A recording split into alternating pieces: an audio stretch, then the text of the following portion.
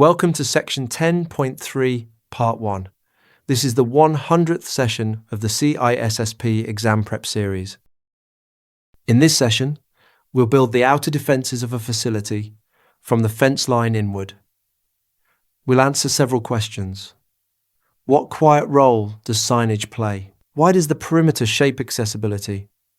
How do fences, gates, turnstiles, and person traps stop intruders? What does lighting really accomplish? Why do guards and dogs still matter in an automated world? And how do you handle visitors once they are inside? Why does this matter beyond the exam? Because the perimeter is where most attacks are either discouraged or invited in. Imagine a suburban corporate campus, a downtown data center on a busy street, and a rural warehouse beside a highway. Each one needs a boundary tuned to its surroundings and its threat level. When you design that boundary thoughtfully, most trouble never reaches the front door. When you neglect it, you are defending the lobby instead of the property line. So, what quiet role does signage play? It sets expectations and quietly shapes behaviour before anyone touches a lock. Signs mark areas as off-limits, announce that cameras are watching, point out entrances and exits, and post safety warnings. They deter petty wrongdoing, guide honest people into compliance, and establish a basis for holding rule breakers accountable. And signage is not only physical. Digital warning banners belong on your local and remote connections too, telling anyone who logs in exactly where the boundaries lie. Think of a plainly posted no-entry sign at a restricted door. It rarely stops a determined intruder, but it removes any honest excuse. And remember to test every physical control on a schedule, even when no regulation forces you to. Why does the perimeter shape accessibility? Because security and access are always in tension, and you have to balance them on purpose. A single entrance is easiest to secure, but multiple exits are safer when people must evacuate fast. Nearby roads, transit, and daily traffic all affect how exposed you are and how quickly help arrives. The point is that convenience cannot run free. It has to bend to support your perimeter. So you channel people and vehicles through control points, monitor everyone entering and leaving, and log every physical event. Design the boundary first, then let accessibility fit within it. How do fences, gates, turnstiles, and person traps stop intruders? By forming a layered physical boundary, each piece tuned to a threat. A fence defines the line, and its height signals its purpose. A low fence deters a casual wanderer. A taller one turns back most people, and an 8-foot fence topped with razor wire stops all but the determined. For high-security sites, a perimeter intrusion detection and assessment system uses 2 or 3 fences together, with an outer fence keeping animals away from the sensitive inner one and reducing false alarms. A gate is the controlled opening, and it must be as strong as the fence around it, or it becomes the weak link. A turnstile lets just one authenticated person through at a time, like a secure revolving door. A person trap, also called a man trap or access control vestibule, holds someone between 2 doors until their identity is verified, then either admits them or locks them in for an escort. Add bollards to stop vehicles from ramming an entrance, and barricades like planters and zigzag queues to control the flow of people and cars. What does lighting really accomplish? It discourages the casual intruder who would rather work in the dark. Lighting is the most commonly deployed perimeter control, and its whole value is deterrence, especially around parking, walkways, and entrances.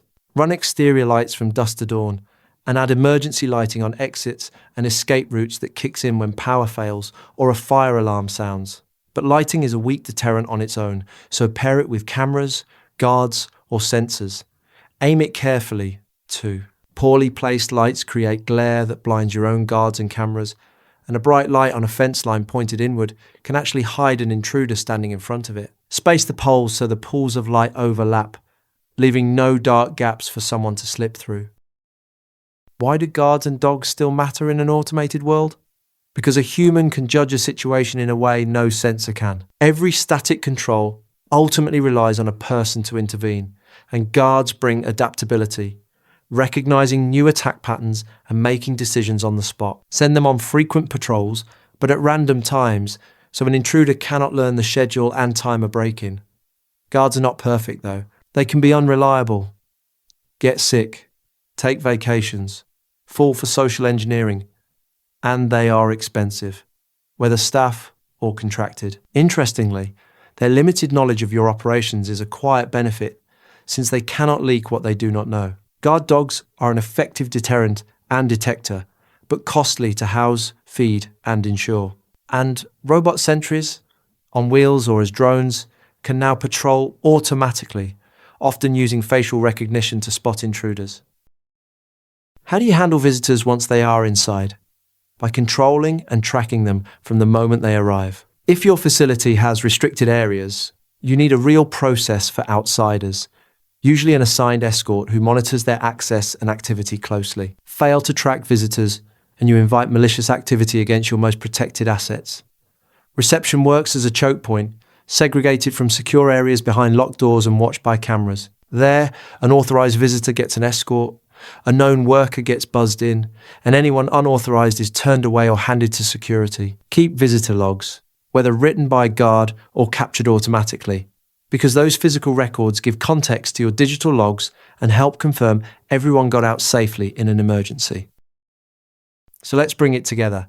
Signage sets expectations and quietly deters, while the perimeter forces a deliberate balance between security and access. Fences, gates, turnstiles, and person traps build a layered boundary, backed by bollards and barricades against vehicles. Lighting deters the casual intruder, but only when aimed well and paired with other controls.